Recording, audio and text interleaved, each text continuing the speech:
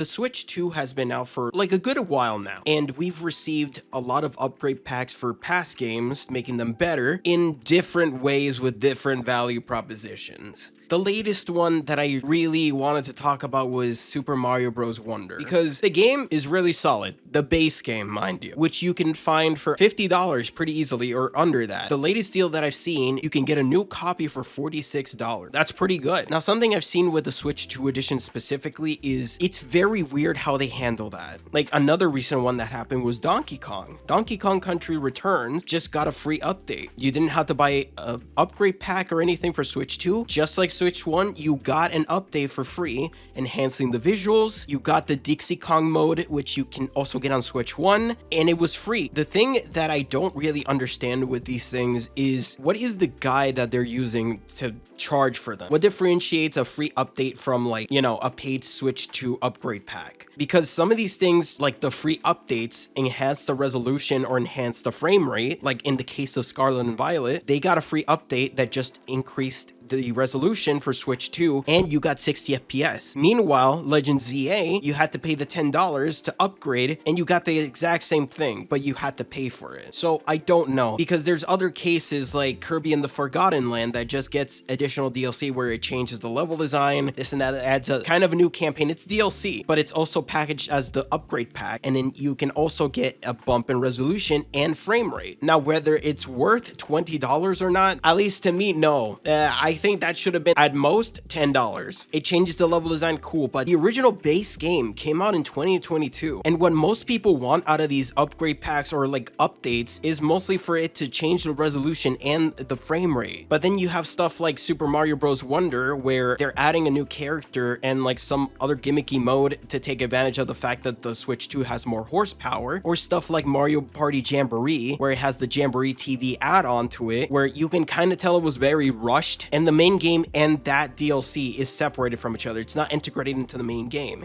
Even though, if you go into that mode, you can use all the Switch 2 features and play the game normally. But if you go back to the game, it doesn't have an increased resolution, increased frame rate, nothing. It's just the same game, when those additions should have just been an update or something like that. And I guess it wouldn't have been as noticeable if they weren't inconsistent about it, because again, some games just receive a free update, but then you have stuff like Pokemon, where like one game will receive that, like I said before, but then the other game will be charging for it. What is the indicator for Nintendo to go like, okay, yes, charge money for that one, but not for that one, free update? But then these other games, upgrade pack, but then this other game, $20. Animal Crossing, $5. Like, honestly, if most of these were just $5 and they increased the frame rate, the resolution, they added some gimmick that the Switch 2 can do, like the mouse mode or something like that, that'd be perfectly fine. I think $5 is, you know, obviously they're charging something, but if they were going to charge, that's better than $20 for something that we're realistically not going to use other than that first time we're experimenting with it. Because gimmicks are gimmicks at the end of the day. And if the gimmicks create more of a hassle than add enjoyment to the game, most people are just gonna do it once and never again, because it's just convenient to just jump into the game without the gimmicks and that's it. And that's really the main point I'm trying to say with this video, is that most of these upgrade packs should be priced like at most $5 to just like a free update, but they instead charge $20, like a range between $5 to $20, and they don't really feel worth that. It just feels very superficial, like they're trying to justify it to give you a reason to upgrade when you don't really have it. Like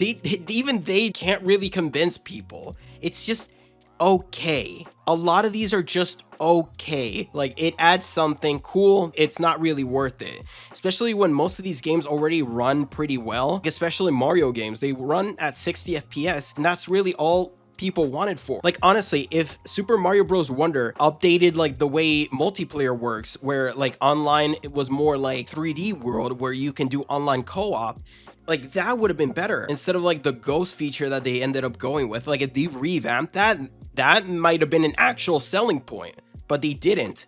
All they did was add Rosalina.